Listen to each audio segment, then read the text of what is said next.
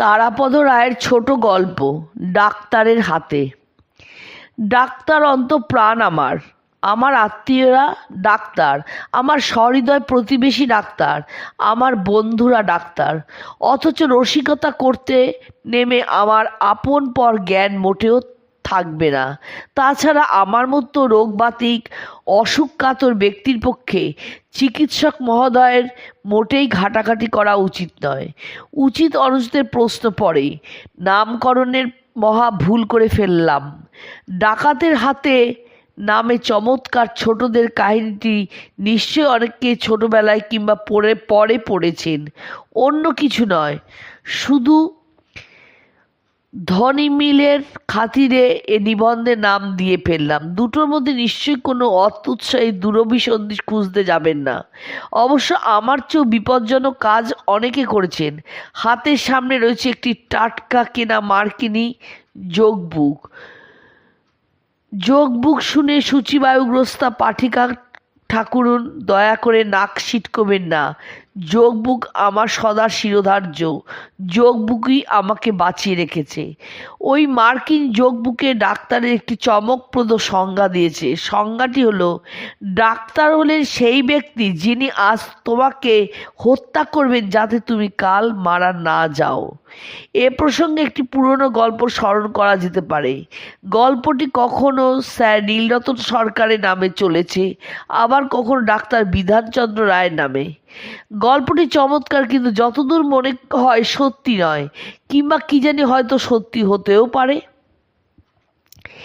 Sir Nilratan অথবা বিধানচন্দ্র গিয়েছেন এক দরিদ্র রোগীকে দেখতে। শহরতলির শেষ সীমানার একটি ভাঙা টিনের ঘরে রোগীর বাস। রোগীর ঘরের বাইরে টিনের পুরনো রং জ্বলে যাওয়া সাইনবোর্ড লেখা রয়েছে, ডাক্তার অমুক চন্দ্র অমুক, HMB, প্রখ্যাত হোমিওপ্যাথিক ডাক্তার। স্যার নীলরতনের সঙ্গে সহকারী রয়েছেন জনৈক তরুণ ডাক্তার। দুজনে মিলে রোগীর ঘরে ঢুকে রোগীর অবস্থা দেখলেন। রোগীর অবস্থা খুবই খারাপ, ঘরের দৈন্যদশা ততোধিক। ভাঙা আয়না থেকে শতছিন্ন ময়লা বিছানা, সর্বত্র কঠোর দারিদ্র্যের অমোঘ ছাপ। রোগী দেখা হয়ে যাওয়ার পর স্যার নীলরতন আর তার সহকারী ঘর থেকে বেরিয়ে এসে পথে নামতেই রোগীর স্ত্রী তার আঁচল থেকে খুলে ময়লা পুরনো 1 টাকা 2 টাকার নোটে 32টা টাকা ডাক্তারবাবুর ভিজিট স্যার নীলরতনের দিকে এগিয়ে দিলেন। কিন্তু নীলরতন ভিজিট প্রত্যাখ্যান করে দাঁড়িয়েই একটা প্রেসক্রিপশন লিখে দিয়ে তাড়াতাড়ি পা চালিয়ে গাড়িতে গিয়ে উঠলেন। গাড়িতে ওঠার পর তরুণ সহকারীটি নীলরতনকে জিজ্ঞাসা করলেন, স্যার আপনি এখানে ভিজিট নিলেন না কেন? নীলরতন জবাব দিলেন, দেখলাম বড় গরিব, তাছাড়া ডাক্তার মানুষ আমাদেরই সমব্যবসায়ী। তরুণ চিকিৎসকটি একটু উত্তেজিত হলো। সে ক্ষুব্ধ হয়ে বলল, স্যার এ কিসের ডাক্তার? এ তো কোয়াক, সাধারণ একজন হাতুড়ে হোমিওপ্যাথ। একে আপনি ডাক্তার বলতে পারেন না। আপনিও ডাক্তার আর এও ডাক্তার? তরুণ সহকারীর উত্তেজনা দেখে স্যার নীলরতন মৃদু হাসলেন। তারপর বললেন, তফাৎ খুব বেশি কি? সহকারী অবাক হয়ে বললেন, তফাৎ নেই? নীলরতন সরকার বললেন, খুব সামান্য তফাৎ। আমরা রোগীকে হত্যা করি আর এরা রোগীকে মরতে সাহায্য করেন। এই সূত্রে হাতুড়ে ডাক্তারের বিখ্যাত কাহিনীটি মনে পড়ছে। গল্পটি সুপরিচিত বাংলা সিনেমাতেও ঢুকে গিয়েছিল। পাড়া গিয়ে এক ভদ্রমহিলার প্রসব বেদনা উঠেছে। কাছে পিঠের মধ্যে রয়েছে এক হাতুড়ে, তাকেই ডাকা হলো। তিনি আতুর ঘর অর্থাৎ রোগীর প্রসব কক্ষে তার ডাক্তারি বাক্স নিয়ে ঢুকে পড়লেন এবং ঢুকেই দরজা বন্ধ করে দিলেন। বন্ধ দরজার বাইরে তখন আত্মীয় প্রতিবেশীরা অধীর প্রতীক্ষা করছেন। প্রায় 10 মিনিট অস্থির অপেক্ষার পর ডাক্তারবাবু দুম করে দরজা খুলে মুখ বার করলেন। সবাই চেঁচিয়ে জানতে চাইল, কী হলো, ডাক্তারবাবুর ছেলে না মেয়ে? ডাক্তারবাবু বললেন, এখনও কিছু হয়নি, আগে একটা ছুরি দিন। একজন দৌড়ে গিয়ে একটা ছুরি এনে ডাক্তারবাবুকে দিল। ছুরিটি হাতে নিয়েই ডাক্তারবাবু সশব্দে দরজা বন্ধ করে দিলেন। সবাই তখন ভীষণ দুশ্চিন্তা, কি জানি অপারেশন করতে হচ্ছে কিনা, এ ডাক্তার পারবে কিনা। কিন্তু সমস্ত দুশ্চিন্তা নিরসন করে আবার ডাক্তারবাবু দরজা খুলে মুখ বার করলেন। কি ব্যাপার? না, ওই ছুরিতে হচ্ছে না, একটা বটি দা কিংবা কাটারি হলে ভালো হতো।